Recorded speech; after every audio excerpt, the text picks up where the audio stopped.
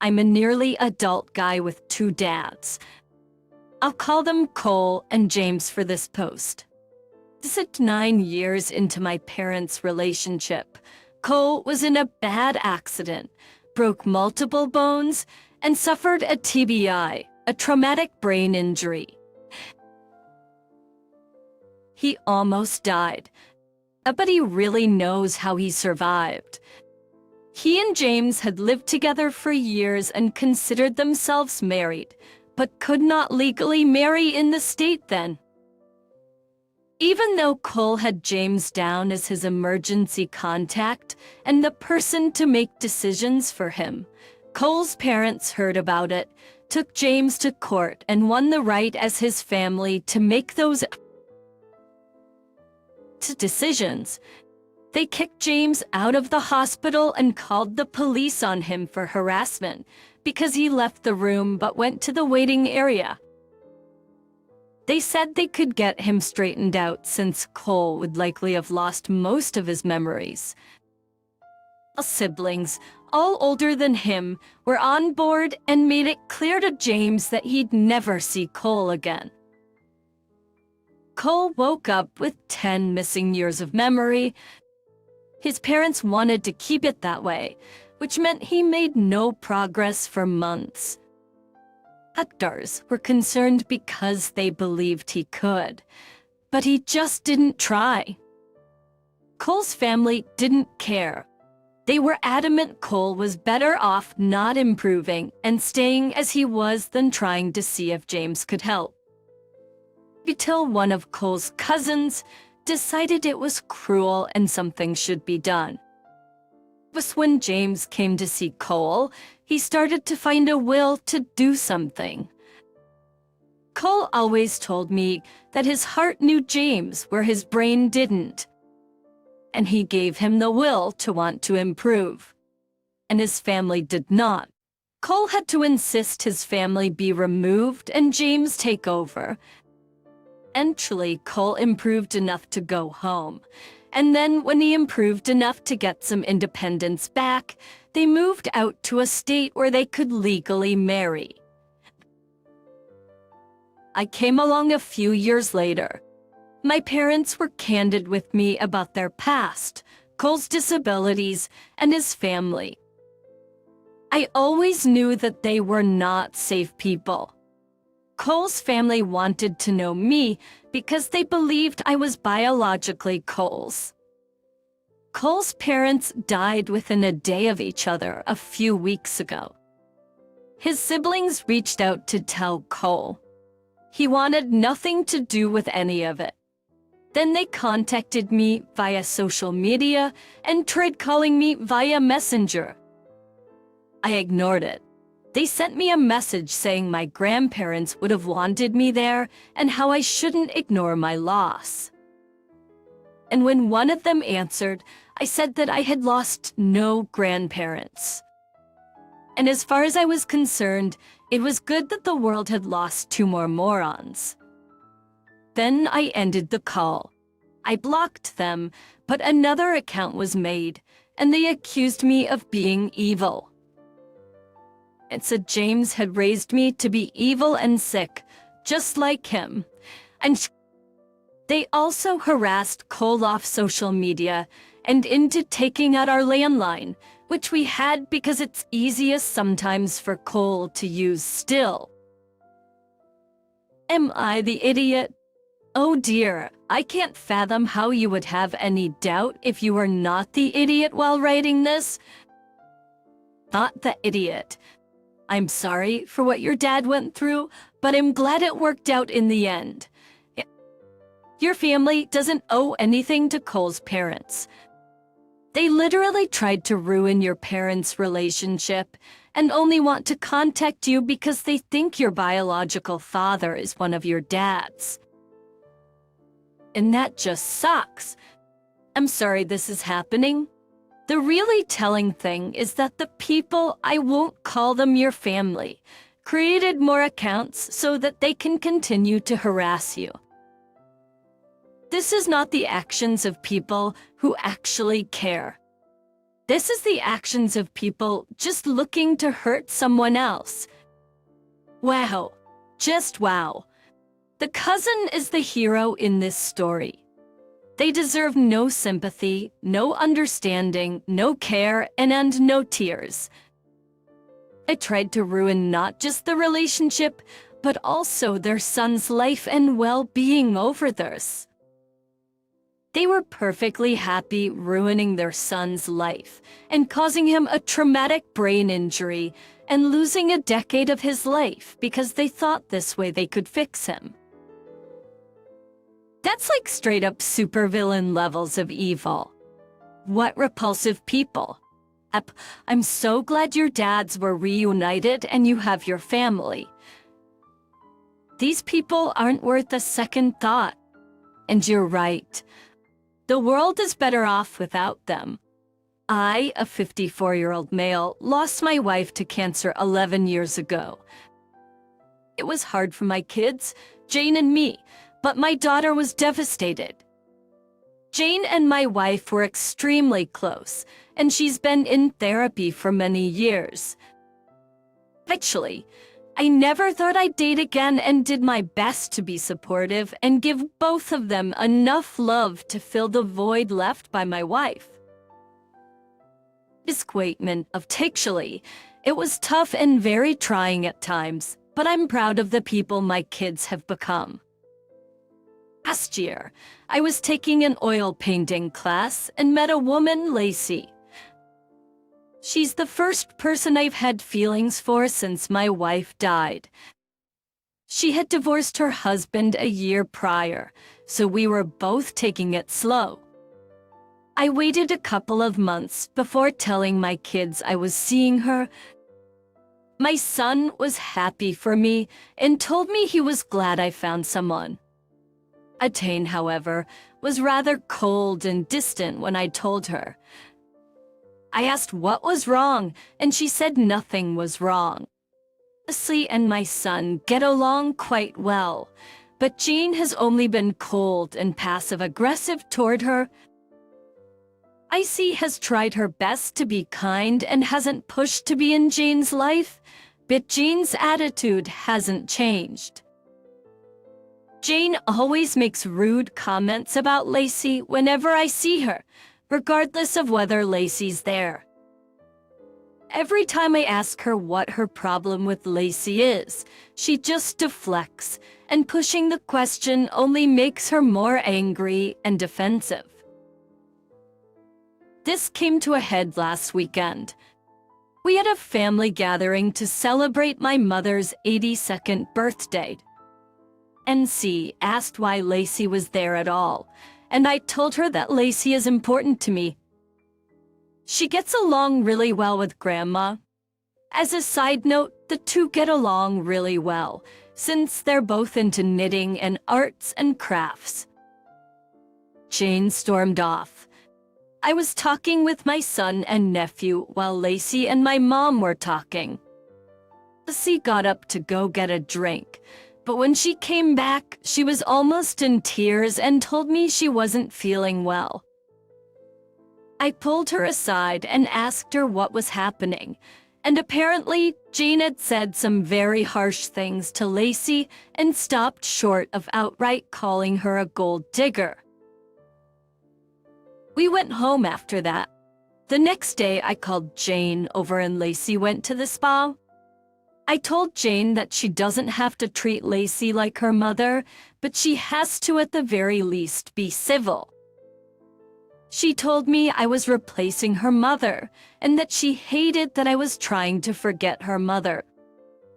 I told her that I still visit her mother's grave twice a month, and that was completely unfair for her to say. I asked her if she wanted me to be alone for the rest of my life, and she said she'd prefer that over me dating a woman who only likes me for my money. I told Jane that she either acts civil with Lacey or I will no longer give her monthly money. She called me an idiot and left. My son called me later and said that I wasn't being fair and it's just taking a while for Jane to accept me moving on. I'm not sure what I should do at this point. Am I the idiot? Jane is in her junior year of college, and I'm paying for her so she can focus on her studies. I encourage both my kids to take time before deciding their plan, and my daughter tried different fields to figure out what she really wanted to study. It's ironic for an adult receiving an allowance to imply someone else is a gold digger. Aunt the idiot, OBT appeal. You don't need a reason to stop giving an adult child an allowance. Jane is an adult, and being an adult means you don't always have free rein to act out how you feel. Being able to control oneself and act civilly is a hallmark of being a mature adult. But Jane isn't mature on her, and she needs to decide if acting out is worth losing her monetary support. You don't have to quit loving your late wife to be able to love again. It's been 11 years after your wife's death. Therapy's not working, but your daughter's being selfish. Yeah, it's been 11 years, and Jane thinks her dad should be alone and unhappy. This makes me wonder if she's just angry. She'll have to share or possibly lose out on any inheritance money in the future.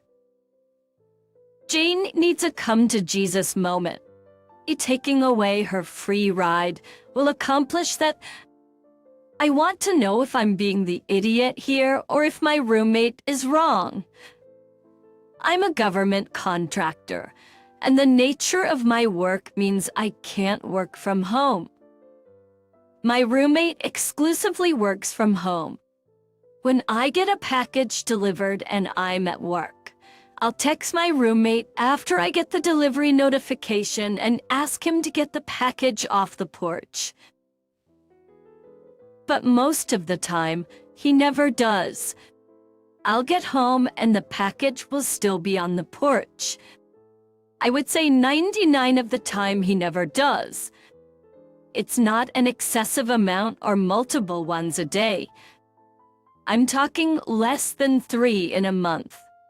I also don't expect him to immediately jump up and run to the porch just whenever he has a minute. He always says he'll do it, and then he never does. But if he orders something, he immediately gets it when it's delivered. Even if it's in the middle of work, he'll drop everything to get it. My roommate says I'm being demanding by expecting him to get it. I'm worried about porch pirates, even though it isn't a huge problem here, because it sometimes happens. I try to redirect the packages or delay delivery until I'm home, but that's not always possible. I think it's common courtesy, but my roommate says it's not. If I worked from home and anyone I lived with didn't, I would get their packages off the porch. But my roommate says I'm wrong to expect it. And if I ask and he doesn't go get it, it shouldn't be a big deal. Even if he replied and told me he would. We've argued about this. But since his room and office are on opposite sides of the front door, and his windows open up onto the porch, and I do favors like let him use my car and be on my insurance. I figured this wasn't a big ask, though I might be wrong. Holy bat crap, fat man. Do you know what common courtesy is? Getting your roommate's packages off the porch? Do you know what is absolutely not common courtesy? Putting your roommate on your insurance and letting the ungrateful bastard drive your car. Not that it for sure. It takes 5 seconds to grab a package and put it by the door, especially if he already agreed to do it. But it's definitely too late to negotiate on it. Just remove him from the insurance and let him know the car isn't for him to be driving and move on with being housemates. I'd look at getting a new housemate. You aren't asking or expecting too much, especially since you let him use your car and have him on your insurance. If you don't want to part ways, then 100 take him off your insurance and let him know that y'all can just be housemates like he seems to want. By all means, don't keep allowing him to use your car. Divorce work both ways. How hard can it be to take 20 seconds of your day to simply receive and retrieve a package for a friend who you live with? Seriously, it always blows my mind how entitled some people are. What if the package would be an expensive device and your roommate's too lazy to get up for 10 seconds to get it and it gets stolen? I can't imagine his work being so important that he can get his own package but leave yours on the porch. Though LL. My 37th female sister, 40, is having a second wedding this summer. Her first wedding was nearly 15 years ago, as she married her college boyfriend when she was 25, and they divorced 5 years later. My sister didn't talk about why the marriage ended at the time, but came out as a lesbian several years later. She began dating her current partner 5 years ago. She's lovely and seems like an excellent match for my sister. I'm genuinely happy for them and wish them the best. But here's where the conflict comes in. As soon as my sister announced that she and her partner were getting legally married, our parents jumped at the opportunity to plan and pay for the wedding. My sister and her partner can more than easily pay for it, but my parents insist on paying for it for the principle of the matter. I believe this insistence is largely a way for them to try to make up to my sister how they handled her identity in the past. My parents have become far more liberal in recent years, but were heavily involved in the church when we were growing up. I didn't know this then, but my parents took my sister to some conversion therapy type program camp when she first tried to come out to them as a teenager. They feel bad about this and try to make it up to her. Despite this, I think it's unfair that my sister's getting a second wedding paid for when I only have gotten one.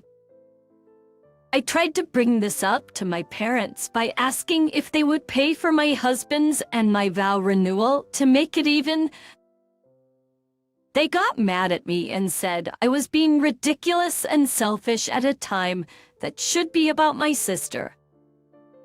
Am I the idiot for asking my parents to pay for my vow renewal to make things even between my sister and me? You are the idiot. How about this? When you marry a woman, they'll pay for that. But in the meantime, be quiet and enjoy your privilege of being able to marry the person you loved the first time. I'm delighted that your parents called you out on this. Go parents. Yeah, the parents are probably paying for the wedding to make up for how they treated my sister in the past. To make up for the conversion camp. As they should, of course, they massively messed up and will probably be trying to deal with that for the rest of their lives. Loopy's like, well, it isn't fair that my sister gets more money than me just because our parents locked her up for a bit. Lumpy, grow up. Something is very, very wrong with you if you think you deserve a vow renewal because your sister's getting married. Also, a vow renewal event at 37 screams trouble in paradise to me. A renewal is a public announcement of one of us cheated. Now we have to commit again because that'll make the issues evaporate. But B can't stand to not be in the spotlight. She has the "I want a gift at my sibling's birthday" energy. Not everything is about you. Your parents are trying to make amends. Let them stop being petty. You had a wedding that I'm assuming your parents paid for to a person you actually loved and wanted to be with. Your sister had a fake wedding to someone she wasn't really meant to be with, just because it was what she was meant to do to make your parents happy. Now she's having a real wedding with someone she's actually happy to be with. Waiting for her. I'm not a fan of tattoos, only because they're so ubiquitous now. When I was a kid, tattoos were rare and rebellious. Nowadays, they're everywhere, and that's fine. People can decorate themselves however they want. But for example, my grandfather had tattoos. His were from when he was in the military and were a memorial to his friends. My son, 19, has wanted a tattoo since he was little, and I told him that was okay, but to really consider whatever he got, and have it be at least a little meaningful and not just do it to be cool. I told him if he got something and it had no special meaning, I would get the exact same one. I guess he thought it was an empty threat because he got a tribal armband tattoo. I asked him about it, and he just said it looked cool. Okay, well, I have disposable income and a high pain tolerance. Now we have matching tattoos, and he no longer wants to show off. He says I'm an idiot for getting a tattoo just to prove a point. I think it's silly to get meaningless tattoos to look cool. You are the idiot. Getting a copy of the tattoo of your son and saying tattoos have to be meaningful or well thought out doesn't really match. You only showed him that you're an idiot and you don't stand behind your ideals. Picture the contrary. Ope's tattoo is meaningful and well thought out. It says, I thought long and hard on how to permanently show the world I'm an idiot. I'm idiot. Your goal specifically was to ruin his tattoo for him because you don't like that he likes different things than you. Since, apparently, your own bodily autonomy is less important to you than spiting your son and trying to make him feel stupid, I'd say there's an 80 chance that, even now, at least one of his friends is advising him to get a particularly bad and prominent temporary tattoo so that you'll copy it. I'm just left drowning in all the irony of OP's actions. You didn't want your child to get a meaningless tattoo, so you got an even more meaningless tattoo. He got inked in an art pattern he liked, and that appealed to him. He's now being humiliated and mocked by his own parent because he dared to express himself the way he sees fit. If he'd gone off on a tangent, spouting some pretentious garbage on what his tattoo symbolized, would that have made you feel better? Even if he made it all up just to appease your nonsense reasoning? I'm failing to understand Up's logic. Like, what's their goal? What are they teaching their son by doing this? Or the point is to humiliate your child. Jesus, Ope, you have psychological issues, and you need some serious help, because now your son has a permanent reminder of why he shouldn't trust you.